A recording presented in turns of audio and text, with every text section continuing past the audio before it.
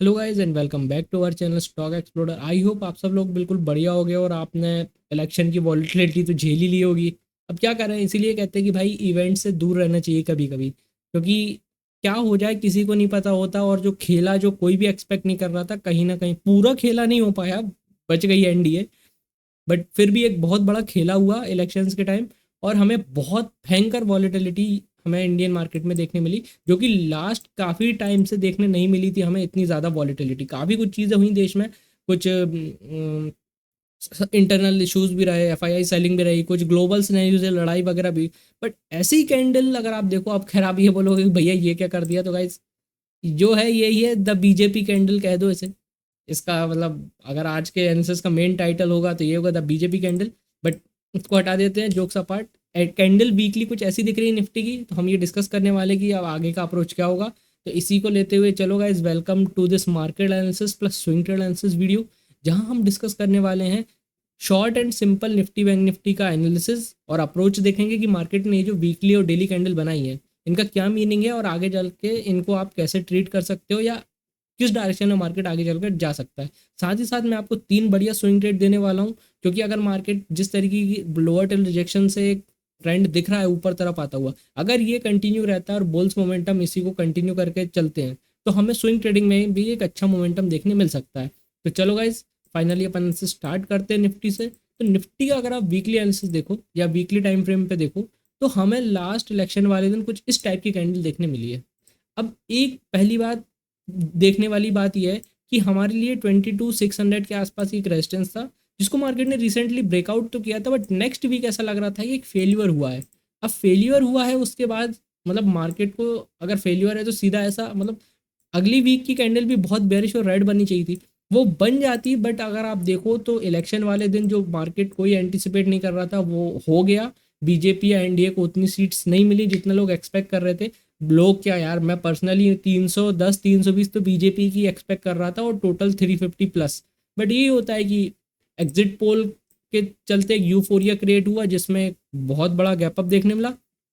और जो हमने डिस्कस भी किया था कि एग्जिट पोल के बाद मार्केट बड़ा गैप अप खुलता है, अगर आप लोगों ने एनालिसिस देखा होगा तो आपको याद होगा। बट उसके बाद तो उल्टा ही खेल हो गया, रिजल्ट जब आए तो अनएक्सपेक्टेड थे, और तो हमें उस दिन बहुत बड़ा सेल ऑफ देखने मिला। बट और भी जो अनएक्सपेक्टेड था कि भाई अगले 3 दिन में ऐसी रिकवरी देखने मिलेगी जो किसी ने नहीं सोची होगी। जब डेली टाइम फ्रेम पे मार्केट इतना नीचे आ गया था, तो मुझे लग रहा था कि अब एक करेक्शन जो इंडियन मार्केट में पेंडिंग है वो शायद होगा, और यहाँ जो एक जो 20,000 के आसपास गैप है, मार्केट पहले इसको फिल करेगा, फिर यहाँ से एक रिकवर करना स्टार्ट करेगा। तो वो भी नहीं हुआ, और हमें at the end of the week इस टाइप की कैंडल एक देखने मिली है।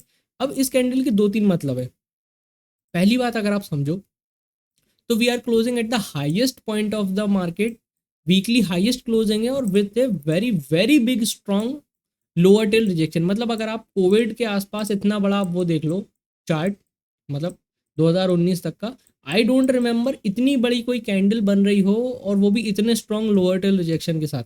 बीच में कहीं एक आध कैंडल दिखेगी, आई थिंक मेरे को ध्यान है ये, हाँ यहाँ पे आपको एक छोटी सी पिन बार कैंडल दिख रही होगी। बट उसका साइज और इसके साइज में आई थिंक काफ़ी डिफरेंस है।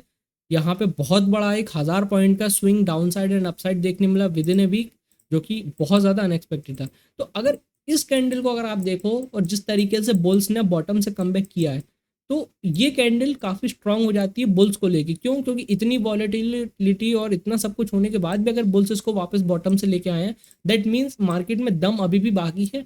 और अगर इस कैंडल को चलते हुए मेरे को 25,000 बहुत जल्दी देखने नहीं मिलता है निफ्टी पे इन 2-3 मंथ्स और 4 मंथ्स, तो मैं काफ़ी ज़्यादा डिसअपॉइंटेड होऊंगा कि भाई फिर मतलब ही क्या रहा है, इससे अच्छा तो करेक्शन ही हो जाने देते बॉटम से, फिर अच्छा ट्रेंड चालू होता।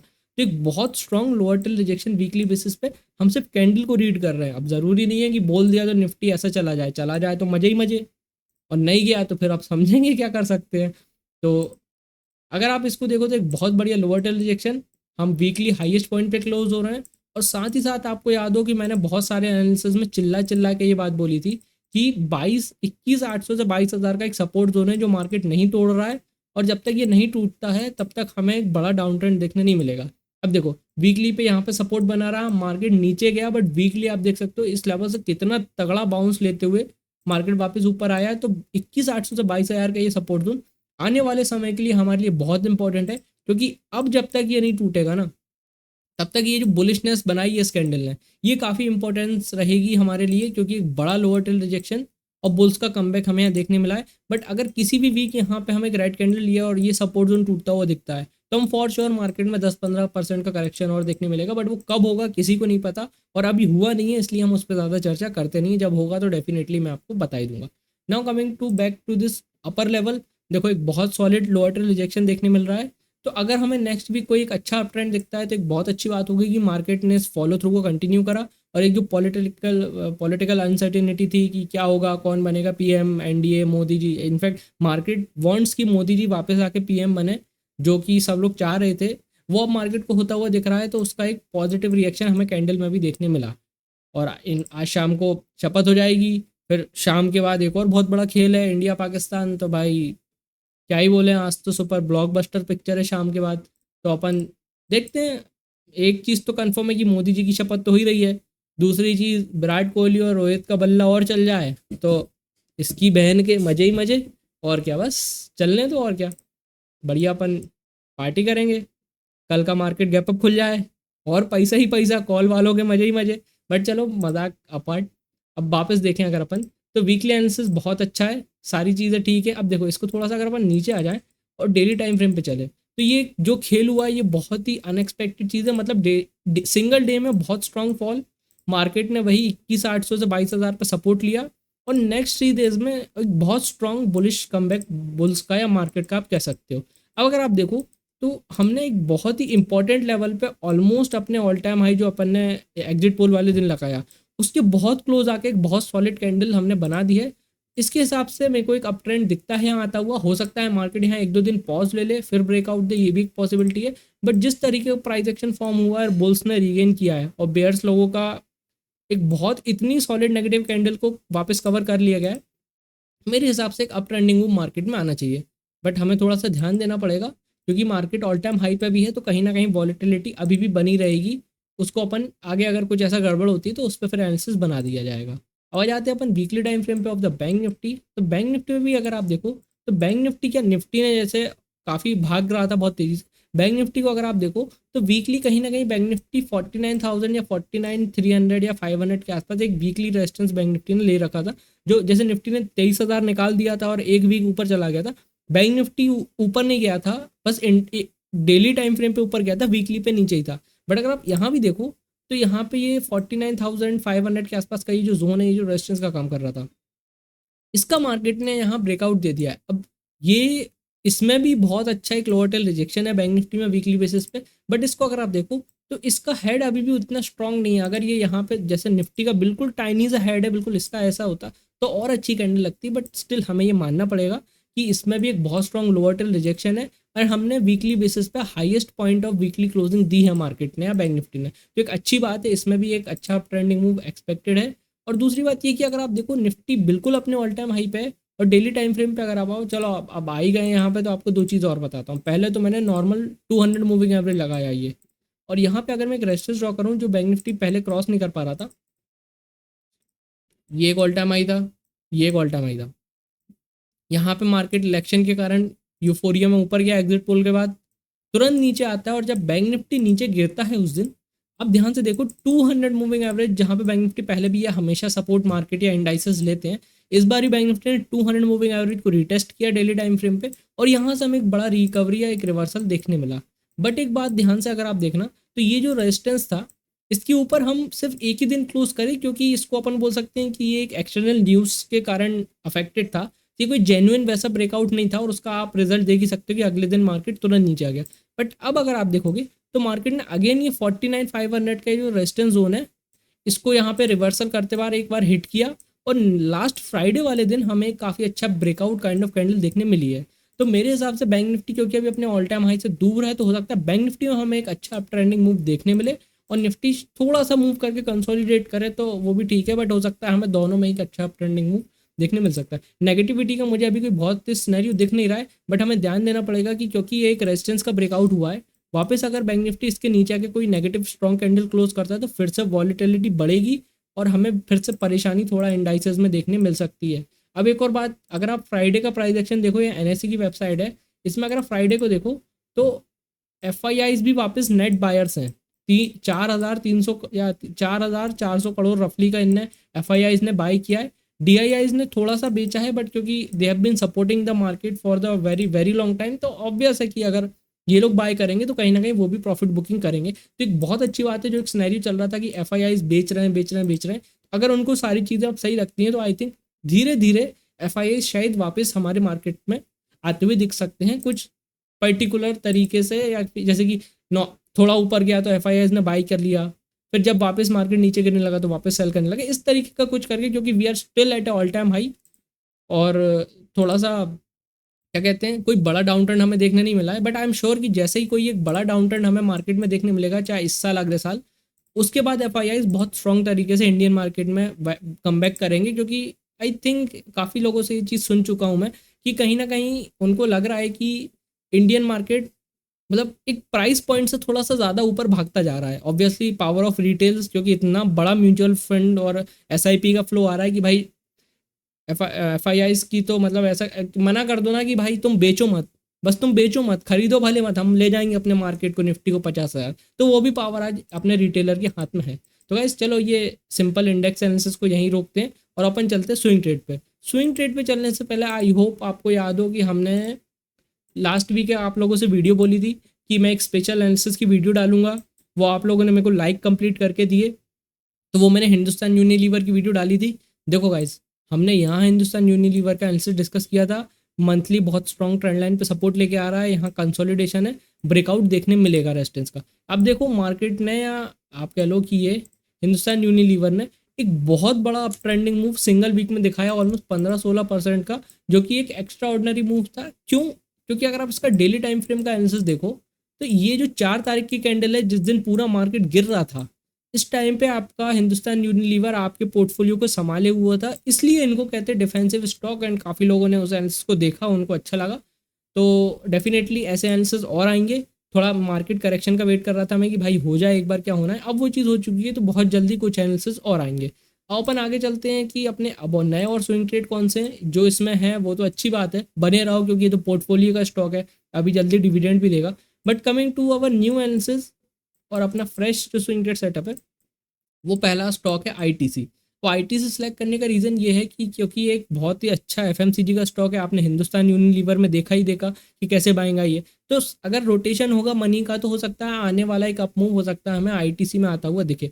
इसका एक रीज़न ये भी है इस स्टॉक को पिक करने का, क्योंकि थोड़ा सा सेटअप भी फॉर्म हो रहा है, और दूसरी बात कि अगर ये सेटअप स्विंग ट्रेड में वर्क नहीं करता है तो भाई आईटीसी है, इसको पोर्टफोलियो में भी डले रहने दोगे तो ये तो अच्छा ही है ना कि आपकी बाइंग होगी फॉर द लॉन्ग टर्म। तो इसमें ऐसा है कि रिस्क फ्री स्विंग ट्रेड है। अगर कोई नॉर्मल अमाउंट से भी लेता है और वर्क नहीं करती है, वर्क कर जाती है तो ठीक है, बहुत अच्छी बात है, गेन बन गया, नहीं करती तो भाई पोर्टफोलियो वाला स्टॉक है ना, इसको तो आप खुशी खुशी जिंदगी भर होल्ड करोगे। डिफेंसिव स्टॉक है, अच्छा आउट परफॉर्मेंस भी दे रहा है काफ़ी टाइम से, अभी रिसेंटली 1.5-2 साल से, और डिविडेंड भी बहुत अच्छा देता है।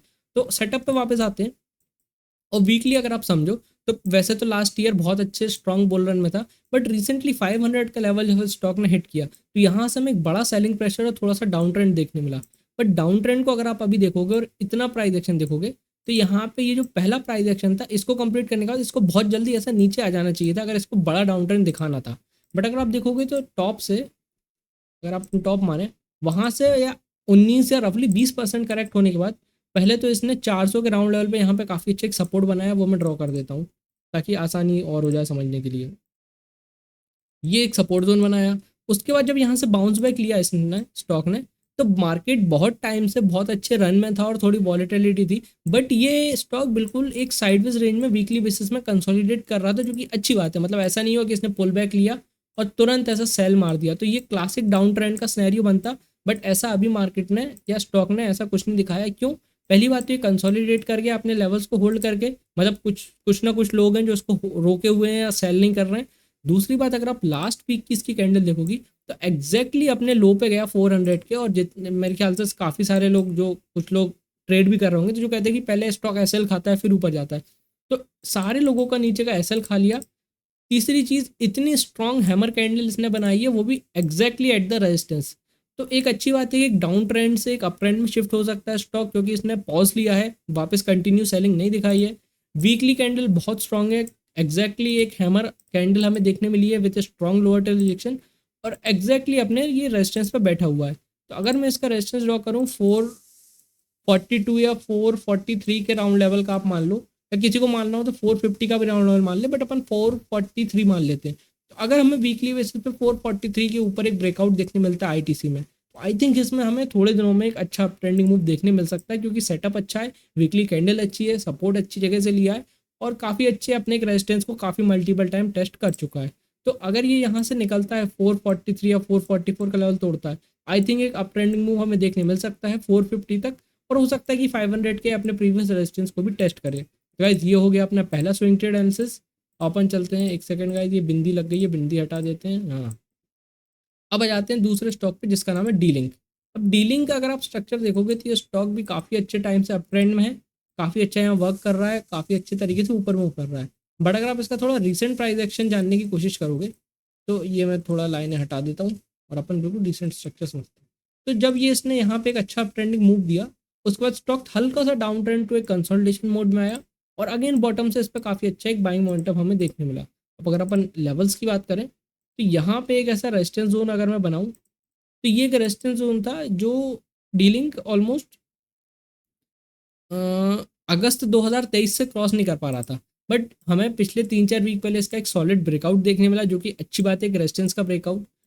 एक सॉलिड वीकली ब्रेकआउट के बाद हमें 2 वीक कहीं ना कहीं पॉज कैंडल देखने मिली, जो कि ब्रेकआउट के लिए काफ़ी अच्छा है, कि ऐसा ऐसा नहीं कि भगता गया। जितना स्लो एंड स्टडी आता है उतनी स्ट्रॉन्ग उस स्टॉक की परफॉर्मेंस होती है, क्योंकि वो उसमें सारी चीज़ हो जाती है, प्रॉफिट बुकिंग भी आ जाती है, नए लोग भी ऐड हो जाते हैं। जो चीज़ सीधे ऐसे भगती आती है वो फिर कभी एकदम से ऐसे भी आ जाती है, तो उसमें थोड़ी सी दिक्कत होती है। तो यहाँ पे इसने ब्रेकआउट दिया, ब्रेकआउट के बाद पॉज लिया, और लास्ट वीक अगर आप देखो तो एक बहुत अच्छी candle, again hammer kind of almost candle इसने हमें बना के दी है। तो एक तो रेजिस्टेंस का ब्रेकआउट है, या आप ऐसा कह लो कि ब्रेकआउट हुआ, ये ऑलमोस्ट इसका रीटेस्ट था एग्जैक्ट लेवल, या मतलब अगर इस पॉइंट को आप टेस्ट करो तो फिर इसके हिसाब से तो यहाँ पे रीटेस्ट हो चुका है। अगर आप इस हाईएस्ट पॉइंट को मिलाओ, तो कहीं ना कहीं एक ब्रेकआउट पर रीटेस्ट हो गया है।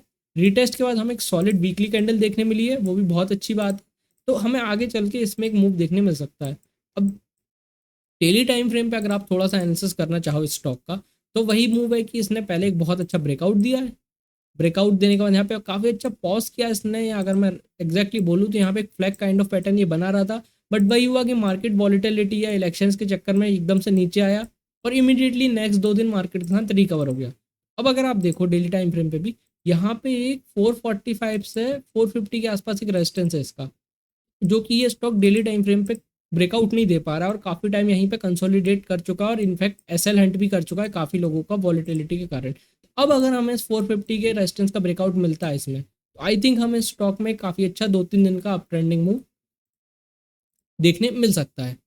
तो गाइस बहुत ही सिंपल एनालिसिस, ज़्यादा कुछ नहीं रहा। अब आ जाते हैं अपन तीसरे स्टॉक पे, मैक्स इंडिया, जो कि वीकली टाइम फ्रेम पे, इसको अगर आप देखो स्टॉक को, तो ये पहले भी काफ़ी अच्छी बार हमें, मेरे को अक्षत को 1-2 बार काफ़ी अच्छे स्विंग ट्रेड के रिटर्न दे चुका है, 2-3 बार, और इसको हम काफ़ी टाइम से ट्रैक भी कर रहे हैं, बहुत अच्छा परफॉर्म करता है। बट ज़रूरी नहीं है कि करता है तो आगे जाके भी करें, अपन सिर्फ प्राइस एक्शन पे बात करें, क्योंकि अब ये लाइनें बनी है तो लोग बोलेंगे भैया ये क्या है ये, तो यहाँ यहाँ कहीं कहीं सेटअप बने थे, तो उसके कारण ये लाइन ड्रॉन थी, और आप देख सकते हो इसने हमेशा ब्रेकआउट दिया है।